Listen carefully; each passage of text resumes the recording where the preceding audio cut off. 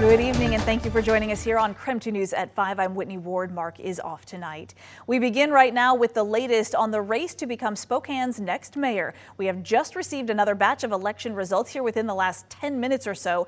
Let's take a look at the results right now. So you can see Lisa Brown holding on to her lead, just slightly ahead though with 52% of the vote compared to current mayor Nadine Woodward with 48% of the vote. Again, holding on to a lead that she had since Tuesday, but again, a slim lead right now. Yesterday's ballot counting, we know, was disrupted after that envelope with fentanyl was sent to the elections office in Spokane.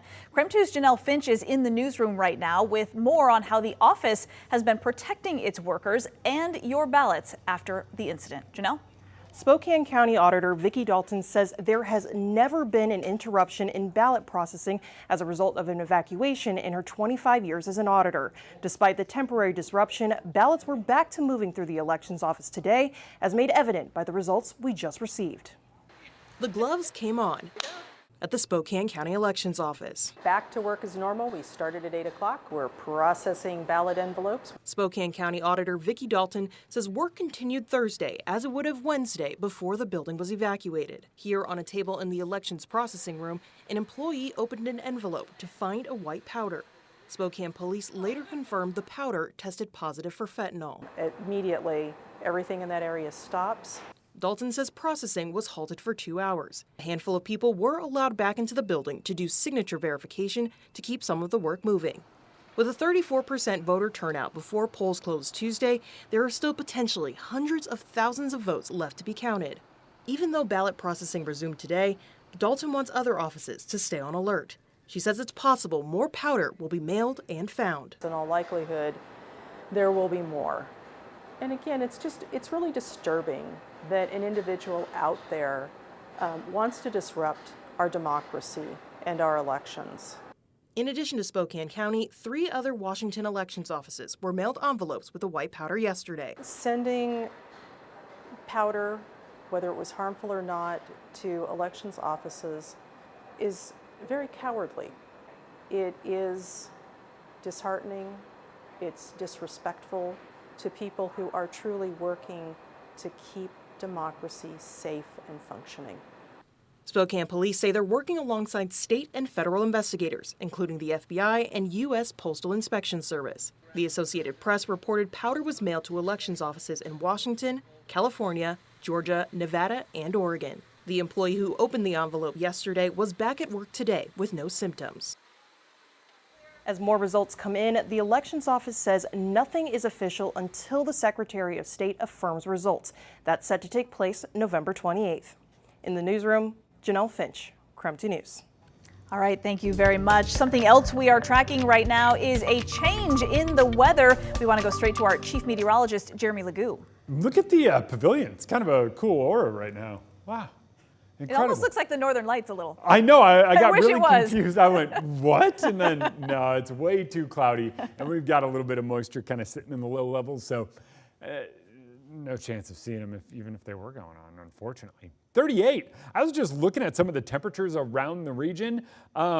Some serious cold. Temperatures down in the 30s, pretty widespread, including down in the Palouse. But at least we're not Anchorage, Alaska, who in the past few days has picked up 20 inches of snow out of the same storm that is going to bring us rain tonight. Wind advisories in place, though, because Saturday's storm is looking even more impressive. Still pretty far out, so things can change, but it does look like it is going to pack a punch and bring us some of that wind. There's the cloud cover. There's the rain over on the west side, and for us, that cloud cover leads to our, well, rain and mountain snow.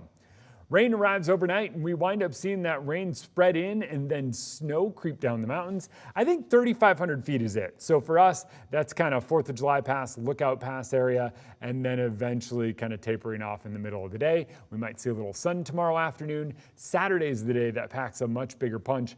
On and off showers all day. The rain isn't the big factor, the wind is. We're going to talk more about that wind coming up in the full forecast, but for now, just know it's not going to be a fun one. All right, thank you, Jeremy. Tens of thousands of people are without natural gas right now. the biggest loss of service in Avista company history. So here's what happened. Yesterday, crews were out working on the Williams pipeline between the cities of Pullman and Colfax when an excavator broke the line. So we've got a map from Avista on some of the major towns that are being impacted right now. Those include Pullman, Palouse, and biggest of all is the Lewiston-Clarkston area. KREM 2's Shannon Mowdy is out live on the Palouse right now, checking in on the impact these outages are having, especially at the University of Idaho and WSU. So Shannon, what else have you learned tonight? Well, the Cub here on WSU's campus is now open for anyone needing a place to get warm. But just down the road in Moscow, the other university on the Palouse wasn't so lucky. Things are fairly quiet on the University of Idaho campus, closed due to the natural gas leak that started 4 miles north of Pullman Wednesday. It's very stressful because we're getting towards the end of the year, but the campus just wants us to be safe and not have to take class in no heating. Williams pipeline crews are working to fix the broken pipe, and Avista crews are working in multiple towns to manually shut off the gas so the line can be purged. Still, it's having a chilling impact on businesses, schools, and city offices. It's going to take a while, but apparently much faster than what we were hearing last night. Avista's latest estimate for natural gas restoration is 3 to 5 days. They have a mutual aid, which indeed means additional gas companies that can come in and help. On WSU's campus, a backup source is keeping some buildings warm, but some students weren't prepared. No, definitely not. For this test of their winter fortitude. Yeah, it's gonna be fun.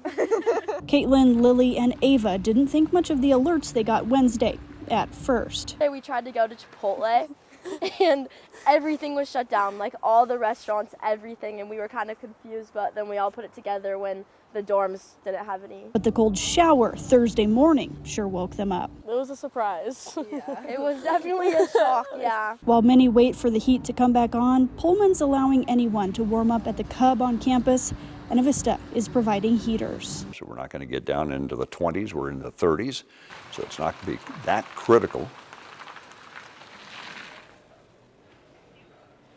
Now, Mayor Johnson says that the priority has been given to hospitals, schools, and public buildings to get the heat back on. But getting that restoration of the natural gas, well, depending on who gets that first, it's kind of up in the air because that all depends on which lines can be turned on at which time. In Pullman, Shannon Mowdy, KREM 2 News. Shannon, thank you very much. So now the question is, what comes next? First, Avista crews need to go door to door, shutting down all of the natural gas meters. Customers don't have to be there for that process. However, when it's ready to be turned back on, someone will need to be there so they can allow crews in to relight all of your appliances like furnaces or hot water heaters. Avista says do not attempt to do that on your own. It can be dangerous. If no one is there the first time, they will leave a card on your door and you can schedule it. There will be no cost to you for any of this. But given the size of this outage, the whole process to bring service back up and running could take another 3 to 5 days to complete.